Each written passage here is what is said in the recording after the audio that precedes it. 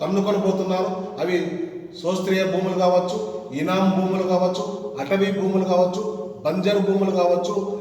ఈ భూములన్నింటి కూడా ఈరోజు పేదలకు దక్కాల్సిన భూములన్నీ పెద్దలు తన్నుకొని వందల ఎకరాలు ఈరోజు దోచుకునే పరిస్థితి పడుతుంది. వాటిపైన రానున్న రోజుల్లో భారత కమ్యూనిస్టు పార్టీగా ప్రభుత్వాలు పంచకపోతే పేదలకు భారత కమ్యూనిస్టు పార్టీగా మా యొక్క ప్రజా సంఘాల ఆధ్వర్యంలో భూ పోరాటాలు దిగి పేదలు పంచాలని చెప్పి ఈ మహాసభ తీర్మానం చేయడం జరిగింది. దాంతోపాటు హార్సీల్స్ సంబంధించినటువంటి సెంటు భూమి కూడా ఏ ఒక్కరికి ఇచ్చేదానికి లేదు. ప్రజలకు అందుబాటులో తీసుకొని వచ్చి దాన్ని ఈరోజు పర్యాటక రకంగా అభివృద్ధి చేయాలని చెప్పి దానికి డబ్బులు కేటాయించి పర్యాటక రకంగా మరింత అభివృద్ధి చేసి పర్యాటకులు పెంచుకోవాలని చెప్పి, అంతే తప్పితే బాబాలకు దొంగ బాబాలకు లేకపోతే సినిమాలు తీసారని చెప్పి సినిమా డైరెక్టర్లకు ఇస్తే సహించే సమస్య లేదు. ఒక్క ఇంచు భూమి కూడా అక్కడ ఇచ్చినా కానీ కమ్యూనిస్టు పార్టీ సిపిఐ ఆధ్వర్యంలో మరింత పోరాటాలు చేస్తామని చెప్పి దాని మీద పోరాటాలు చేస్తామని చెప్పి హెచ్చరిస్తున్నాం. దాంతోపాటు ఈ రాష్ట్రంలో నూతనంగా ఏర్పడినటువంటి కూటమి ప్రభుత్వం గత ఎన్నికలకు ముందు మేము ఖచ్చితంగా విద్యుత్ బిల్లులు పెంచము, ఛార్జీలు పెంచమని చెప్పి మాట ఇచ్చినటువంటి వాళ్ళు ఈరోజు ప్రభుత్వం ఏర్పడి 14 నెలలైన వెంటనే 4 సార్లు ఈరోజు విద్యుత్ ఛార్జీలు పెంచి ప్రజలపైన పెనుభారాలు మోపారు. వెంటనే విద్యుత్ సంస్కరణ బిల్లులను ఉపసంహరించుకోకపోతే రానున్న రోజుల్లో మరింత విద్యుత్ పోరాటాలు నిర్వహిస్తాము. గత బషీర్ బాబు ఉద్యమాన్ని చంద్రబాబు చూపిస్తాం. గతంలో ఇలాగే ప్రవర్తించావు, గుర్రాలతో తొక్కించావు, లాఠీలతో కొట్టించావు. కానీ ఆ ఎన్నిటికీ భరించి పోరాటం చేసి నిన్ను శంకర మాన్యాలు పట్టించాం. అదే గతి రానున్న రోజుల్లో పడుతుందని చెప్పి చంద్రబాబు గారికి హెచ్చరిక చేస్తున్నాం. ఈ అన్నిటిపైన రానున్న రోజుల్లో భవిష్యత్తు పోరాటం నిర్వహించుకొని మేము పోరాటాలు నిర్వహించాలని చెప్పి ఈ యొక్క 2వ మహాసభ తీర్మానాలు చేయడం జరిగింది. మొత్తం ఈ జిల్లాలో ఉన్నటువంటి కమ్యూనిస్టు పార్టీలతో సహా మిగతా పార్టీలను కూడా కలుపుకొని రానున్న రోజుల్లో ఈ జిల్లాలో పెద్ద ఉద్యమాలు నిర్వహించడానికి ఈ మహాసభ ఒక వేదిక అయింది. కాబట్టి ఈ జిల్లాలో ఉన్న ప్రజానీకం కూడా మా పోరాటాలకు సహకరించాలని చెప్పి మన ప్రజల సమస్యలపైన, ప్రజలు అనుభవిస్తున్నటువంటి దీర్ఘకాలిక సమస్యలపైన మీరందరూ కూడా కలిసి రావాలని చెప్పి భారత కమ్యూనిస్టు పార్టీ సిపిఐగా పిలుపునిస్తున్నాం. గత 3 సంవత్సరాలుగా ప్రజా సమస్యలపైన, కార్మికుల సమస్యలపైన, రైతాంగ సమస్యలపైన, జిల్లా సమగ్ర అభివృద్ధిపైన మేము చేసినటువంటి పోరాటాలను నెమరు వేసుకొని ప్రభుత్వాలు ప్రజలపైన, రైతాంగ వ్యతిరేక విధానాలపైన మరి ఈరోజు ఈ దేశంలో రైతు అనేక కష్ట నష్టాలు ఎదుర్కొంటున్నటువంటి పరిస్థితి. రైతు వ్యతిరేక నల్ల చట్టాలు కేంద్ర ప్రభుత్వం తీసుకొస్తే వాటిని రద్దు చేయాలని దేశవ్యాప్తంగా ఉన్నటువంటి రైతాంగం ఢిల్లీ జంతర్ మంతర్ దగ్గర అనేక పోరాటాలు చేస్తే దాన్ని రద్దు చేస్తామని రైతుల కాళ్ళు కడిగి నేను నా తల మీద చల్లుకుంటానని చెప్పినటువంటి ప్రధానమంత్రి ఏమాత్రం రైతాంగ సమస్యలు పరిష్కరించినటువంటి దాఖలాలు లేవు. అట్లాగే ఈ జిల్లా సమగ్ర అభివృద్ధి పైన ప్రభుత్వాలు కొత్తగా ఏర్పడినటువంటి జిల్లా, కనీసం పరిశ్రమలు లేవు. యూనివర్సిటీల నుంచి డిగ్రీలు చేసినటువంటి యువత ఈరోజు బయటకు వస్తున్నారు. ఉపాధి అవకాశాలు లేక పక్క రాష్ట్రాల్లో 5,000కు 6,000కు ఉద్యోగాలు దొరక ఆత్మహత్యలు చేసుకుంటున్నటువంటి పరిస్థితిని ప్రభుత్వాలు ప్రేరేపిస్తున్నాయి. గత ప్రభుత్వం ఉపాధి కల్పించలేదు, ప్రభుత్వం కనీస అవగాహన లేదు చెప్పినటువంటి కూటమి ప్రభుత్వం ఎన్ని ఉద్యోగాలు ఇచ్చారు అనేటువంటి శ్వేతపత్రం రిలీజ్ చేయాల్సినటువంటి అవసరం ఉంది. స్మార్ట్ మీటర్స్ అదానీ సంస్థతో ఏర్పరుచుకున్నటువంటి ఒప్పందాన్ని రద్దు చేయాలని చిన్నబాబు, పెద్దబాబు, లోకేష్ బాబు, చంద్రబాబు ఇద్దరు స్మార్ట్ మీటర్లను పగలగొట్టండి అని పిలుపునిచ్చినటువంటి పెద్ద మనుషులు ఈరోజు అదే ఒప్పందాన్ని మీరు అమలు చేస్తున్నారు. అమెరికాలో ఉన్నటువంటి ఒక సంస్థ 1,700 కోట్ల రూపాయలు ఈ రాష్ట్ర ప్రభుత్వం ముఖ్యమంత్రి గారు లంచం తీసుకున్నారని ఆ అమెరికాలో కోర్టులో కేసు వేస్తే దానిపైన కనీసం ఇప్పుడు దాకా మాట్లాడినటువంటి దాఖలాలు లేవు. అంటే కేంద్ర ప్రభుత్వానికి మెడలు వంచి ఈ రాష్ట్రంలో ఉన్నటువంటి పేద ప్రజల రక్త మాంసాలను పీల్చే పరిస్థితి ఈరోజు ఈ రాష్ట్ర ప్రభుత్వం అమలు చేస్తున్నటువంటి పరిస్థితి. ఆ రోజు భూ సంస్కరణల చట్టాన్ని తీసుకొస్తాం, గత ప్రభుత్వంలో రీసర్వే చేసి రైతుల భూములను వేరే వాళ్ళ పేరుతో చేశారు.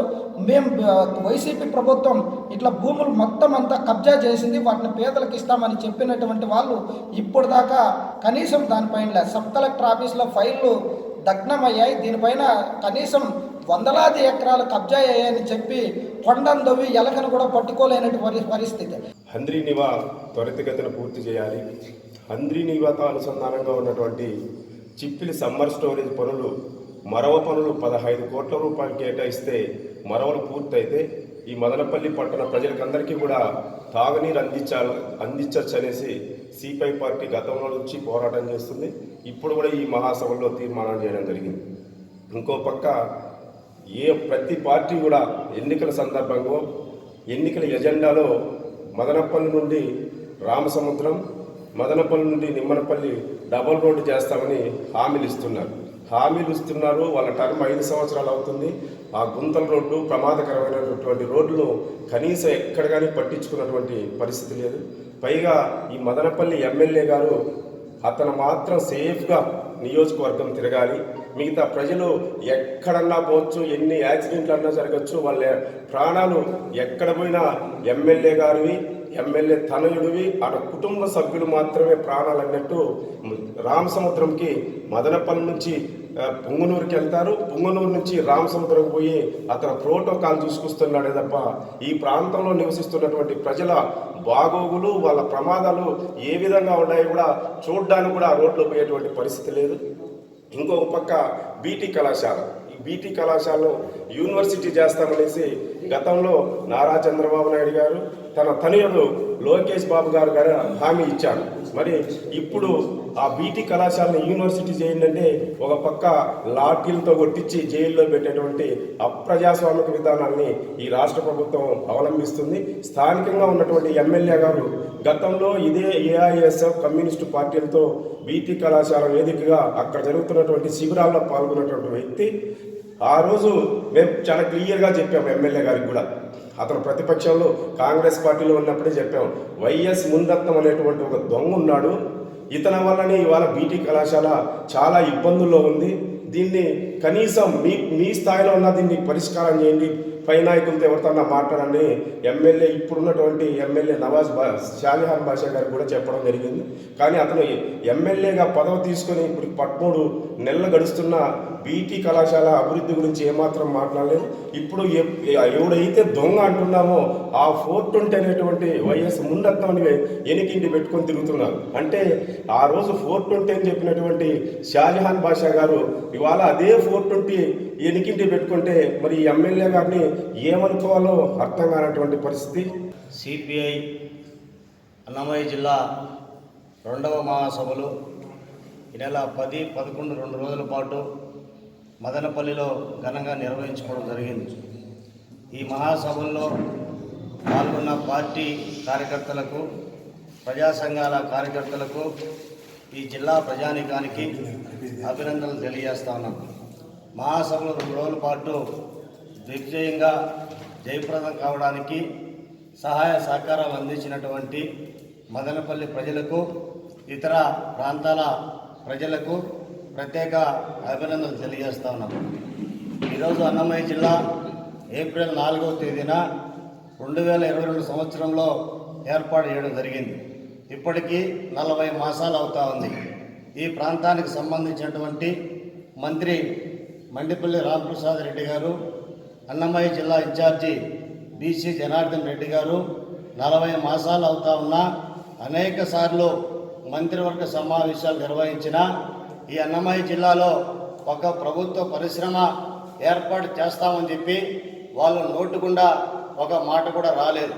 ఈ జిల్లాలో మూతపడినటువంటి పరిశ్రమలన్నీ కూడా తెరిపించి ప్రభుత్వ పరిశ్రమలు ఏర్పాటు చేసి అన్నమయ్య జిల్లా నుండి బెంగళూరు, కలకత్తా, మద్రాసు, ఇతర రాష్ట్రాలకు, దేశాలకు పోతున్నటువంటి వలసలు నివారించాలని సందర్భంగా డిమాండ్ చేస్తూ ఉన్నాం.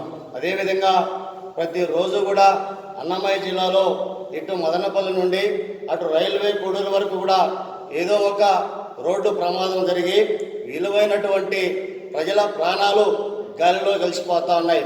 అన్నమయ్య జిల్లాలో రోడ్డు ప్రమాదాల నివారణకు ప్రత్యేకమైనటువంటి చర్యలు తీసుకోవాలని డిమాండ్ చేస్తూ ఉన్నాం. అదేవిధంగా ఇసుక మాఫియా, మట్టి మాఫియా, భూ మాఫియా అన్నమయ్య జిల్లాలో పెట్టరేగిపోతా ఉన్న మేము లేస్తే మంచోళం కాదు, మేము లేస్తే మంచోళం కాదని రెవెన్యూ అధికారులు, మైనింగ్ అధికారులు అంటున్నారు తప్ప ఏ ఒక్కరిపైన కేసు పెట్టినటువంటి సందర్భం ఎక్కడైనా ఉందా అని చెప్పి ఈ 3 శాఖలకు సంబంధించి అధికారులను అడుగుతా ఉన్నాం. మదనపల్లి జిల్లా తక్షణమే ప్రకటించాలని సందర్భంగా కూడా డిమాండ్ చేస్తా ఉన్నాం.